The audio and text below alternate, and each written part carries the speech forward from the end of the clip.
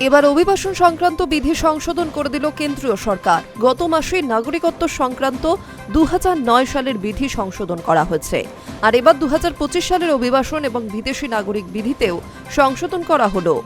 বাংলাদেশে অনুপ্রবেশকারী এবং অবৈধ অভিবাসীদের দেশ থেকে তাড়াতে উদ্যত হয়েছে কেন্দ্রীয় সরকার। দেশকে অনুপ্রবেশ মুক্ত করার চেষ্টা চলছে। পশ্চিমবঙ্গে নতুন সরকার গঠনের পরে জেলায় জেলায় অবৈধবাসীদের রাখার জন্য হোল্ডিং সেন্টারও খোলা হয়েছে।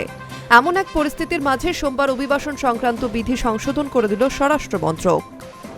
কেন্দ্রীয় বিজ্ঞপ্তিতে বলা হচ্ছে 180 দিন বা তার কম মেয়াদের ভিসায় ভারতে আসা কোনো বিদেশি যদি মেয়াদ শেষের পরেও ভারতে থাকতে চান, তবে মেয়াদ শেষের আগে তাকে নিজের রেজিস্ট্রেশন করাতে হবে।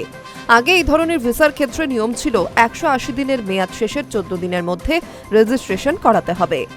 সেই নিয়ম এবার বদলে ফেলা হচ্ছে। সংশোধিত নিয়ম অনুযায়ী মেয়াদ শেষ হওয়ার আগেই প্রয়োজনীয় পদক্ষেপ করতে হবে ওই বিদেশিকে। অমিত শাহের মন্ত্রকের জারি করা এই বিজ্ঞপ্তিতে আলাদাভাবে বাংলাদেশি অভিবাসীদের বিষয়ে কোনো উল্লেখ নেই। ভারতে আসা সকল বিদেশির ক্ষেত্রেই এই নিয়ম প্রযোজ্য হবে। তবে বর্তমান পরিস্থিতিতে কেন্দ্রের এই পদক্ষেপ যথেষ্টই তাৎপর্যপূর্ণ বলে মনে করা হচ্ছে। গত মাসে 2009 সালের নাগরিকত্ব বিধিও সংশোধন করেছিল কেন্দ্র।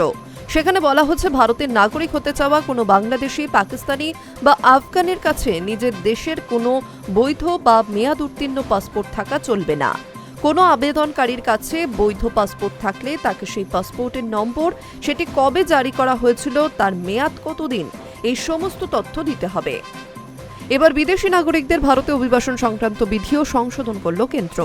সংশোধিত বিধি অনুযায়ী যাদের কাছে 180 দিনের বেশি মেয়াদের ভিসা রয়েছে, তারা একটানা 180 দিনের বেশি ভারতে থাকতে পারবেন না। তারা যদি বছরের কোনো একটি সময়ে বা সার্বিকভাবে তাদের এদেশে থাকার মেয়াদ বৃদ্ধি করতে চান, তবে ওই 180 দিনের মেয়াদ শেষ হওয়ার আগেই তাদের রেজিস্ট্রেশন করতে হবে। একই সঙ্গে এও বলা হয়েছে শুধুমাত্র জরুরি পরিস্থিতিতে এই ধরনের আবেদন মঞ্জুর করা হবে। Hi news network.